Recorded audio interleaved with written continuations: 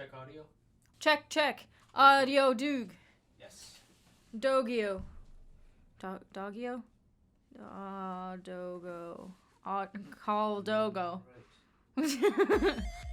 We've been interested in the Palm phone for a long time, but we noticed that there were no reviews that really went into the full experience of using the device. So, recently, my phone broke, and we decided to buy a couple of Palm phones and do a 30-day review so that people could understand what are the pros and cons. Your phone bent. It bent. Like, it looks like it's about to explode. I have a Pixel 2, and we had real concern that this thing was going to explode in my pocket and melt my groin. So for years, we've both been really looking for a small phone solution, and there hasn't been one really since the iPhone SE. That was the last really good small phone. You're an iPhone user. I feel like my last small smartphone was the Sony Xperia, that yellow phone. Yeah, I remember the Xperia. To me, that's still too big. It wasn't very much bigger than your iPhone 5. But I get it. We've both been on this idea for years that cell phones are too big to really be Way too big. truly functional standalone devices that go with us in our pockets all the time. I mean, girl pockets can't fit these things. So, let's get into it. Let's talk about day one. Day one was pretty, we were paying attention to everything. Yeah, immediately you recognized that the phone fit in the fifth pocket Fifth pocket phone. on your jeans. and Nothing fits in that pocket. but now it can be a phone pocket unless you have it in the Mophie juice. Yeah, the Mophie juice pack. pack probably doesn't fit in the pocket. No, so this it is the doesn't. Mophie pack. The top comes off, and you kind of just slide it in the right way. That's what she said. Which actually, that sort of brings us to the issue of battery life on the Palm, which is the most prominent drawback of the Palm phone. Its battery life is garbage. So you basically have to have a Mophie juice It's pack. almost unusable unless you're sitting at your desk all day without the juice pack. The case does add some heft to the phone, but it's still very small, very comfortable in the pocket. So we had read a lot of things about aspects of the software that make the phone a less pleasant experience. So we actually went into this with the intention of uninstalling most of the stock apps and installing different apps to use for things. For instance, we wanted to use Google's messaging app for SMS instead of Verizon. Was it called Verizon Messages? Verizon. Message it was Plus. Messages Plus. Messages Plus. It's through Verizon, but it's called Messages Plus. In the end, we both ended up having problems with Google's messaging app on the phone. Unreliable receipt of messages, and in some cases, a couple messages didn't send properly. So I actually went back to Verizon's Messages Plus, and I have had no problems with it since then. It does look like garbage. The Verizon Messages looks terrible. So let's talk about app performance on the device. We've seen reviews where people play PUBG on it and then complain about how it doesn't run as... Who plays PUBG on their phone? Seriously, It doesn't- there's no controller. Like, you're touching the fucking screen. Your finger is in your way. I can't with these people. So it doesn't run like gaming PC. So it doesn't. Whatever. We're not big phone gamers, but one thing that we do play is Pokemon Go, and honestly, it's a better experience on the Palm than it It has renewed been my on anything interest else. in Pokemon Go, because doing one-handed throws with that thing is just, it's a beautiful thing. We use Maps quite a bit, and Maps That was is one of the reasons that we didn't get like one of those e-reader Yeah. type phones, because we wanted the maps, an e-ink phone sounds great, but but there's no maps. yet. mapping is like one of the biggest reasons I own a smartphone. But yeah, the functionality is perfect. In fact, I find that I prefer carrying the Palm as my map to carrying the Pixel as a map, and there have been no problems in terms of being able to see, which I guess just brings us to pixel density on the screen itself. The phone is gorgeous. Yeah, having the small screen is not a strain on your eyes. Neither of us really have problems typing messages on the phone. People with particularly large fingers might struggle with it. Yeah, I wouldn't say it's for everyone. You might want to stick to voice text. Yeah. You voice text more than I do. I don't do it like almost at all. Yeah, I voice text all the time. You kind of use the swipe. I like the glide typing. I'm a big fan. Okay, so let's talk about missing functionality on the device. We knew going in that there was no hotspot, Yeah. but that was definitely a consideration on day one. There is no hotspot on this phone.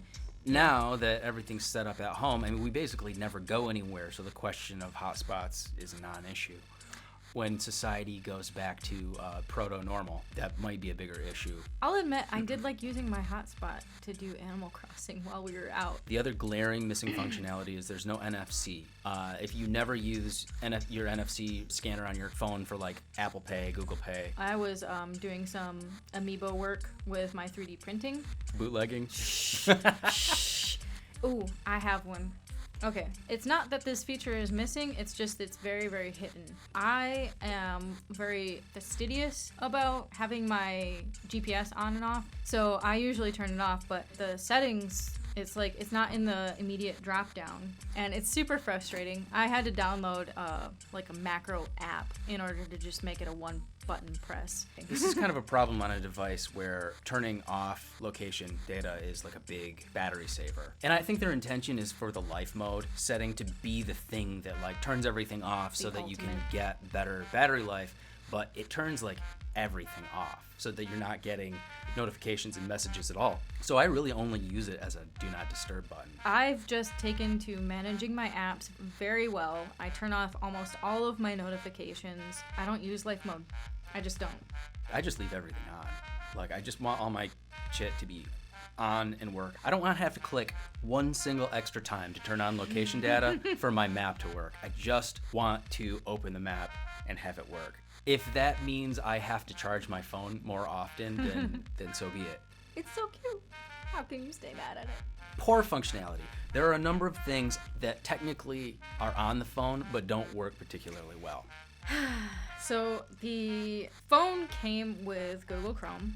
Normally on any other phone, Chrome is probably the best browser app you could have. What aggravated us to no end was when we would have multiple tabs in Chrome and we hit the back button, it would switch tabs. It would go back on the tab that it switched to, and then you go back to the tab that you were actually on, and it didn't hit the back button for that tab. Yeah, Chrome is broken. Not having a back button is Chrome is broken. Broken. It's like aggravating.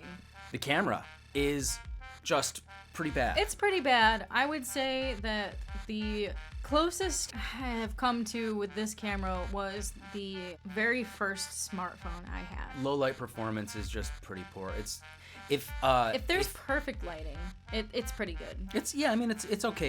If It doesn't touch today's smartphones. if a phone's camera is a priority for you, then this is not an acceptable option.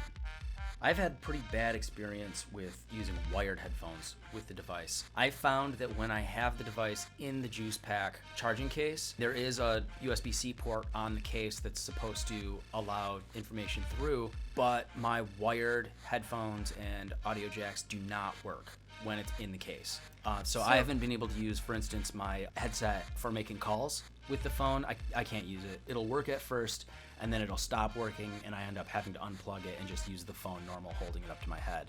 For me, it has been shoddy when the phone is not in the case and unusable when it is in the case. You primarily use wireless headphones. The Bluetooth is excellent on this phone. I have Jabra headphones. They function for calls and music and all that. It's really good. The wireless charging for this battery is not universal. If you're using like a Google Pixel stand like I have here just to prop up the phone, it won't work. So I have to go ahead and buy a new wireless charger stand. But Jared got one and it works really well. And it was only like $20. Yeah, it was this $20. Pixel stand was like $80. Our general experience of the phone has been pretty positive, and there are a few specific reasons why that's the case. Obviously, the size of the screen is the biggest reason. The quality and size of the device. This phone is like perfect ergonomically. My hand was getting fatigued having such a big phone. Like I was getting like really bad carpal tunnel type of stuff. Back in the day, I would never put phones in cases because I never dropped them because they were basically designed to fit in my hand. As phones got bigger, I started feeling like I was going to fumble phones just using them normally. And we have. I mean, you could look at my Pixel. I've got at least 2 corners that are cracked that I used super glue to like make sure that the glass shards wouldn't sliver into my hand or something. The size, the feel in the hand is so good that it makes me not care nearly as much about some of the negatives as I might. Yeah, it's the perfect size. That combined with the price being so low, I'm not so worried about dropping it and breaking it. Right. If we drop a $250 phone, we're not going to be as concerned as if we're like breaking $1,000 Yeah. onto the concrete or something. Yeah, yeah. Flagship phones are so expensive now that like you buy it and you feel like you really have to, protect it. But yeah, so it's not expensive. We're not worried about dropping it. Those are really the two big positive things, but they're so positive. They're so positive that we can't wait for the Palm to come out with like a second version. Hopefully they do. I do not have any negative reactions to using the device. All of the things that a smartphone does that I just do day to day, looking at news, looking at Reddit, making posts here and there, Instagram, just like browsing the normal crap, it all works 100% perfectly. I actually read news articles on this thing as opposed to like my Pixel. I would just scroll through and read headlines, get upset, and want to turn off my phone, but not be able to because it kind of just draws you in and keeps going. This phone, I don't feel the need to keep going on my feed. I read what I want and then I'm done. Mm-hmm. And then I go back to like a sustainable mental health state. Yeah, the phone doesn't impose itself Yeah. upon our lives. Mm-hmm. And that's the interesting thing. It's there when we want it for what we want. It's not like our giant fucking pixels that are just there being like, I'm here and I'm here to tell you all the shit and take care of all your shit. You want to order a pizza? I'm here. You want to watch a movie? Come touch me. Anyway, it has been a very positive experience, and I think we both agree that we would be happy to pay flagship phone prices for a newer version of this phone that included hotspot, NFC reader, better battery. and better battery. Those were are the probably three my things. three And things. it can honestly be a little bit bigger than this. Prior to buying these phones, I would be fine with it was a little bit bigger. I would say that the iPod Touch that we have, is the perfect form factor. yeah. For a handheld device. Mm-hmm. So if we could get basically a phone in the iPod Touch form factor, that would be killer. Of course, the battery in that thing is garbage too. Well, it's old. Maybe it needs to be a little thicker. That's what she said. Mm-hmm. Mm-hmm.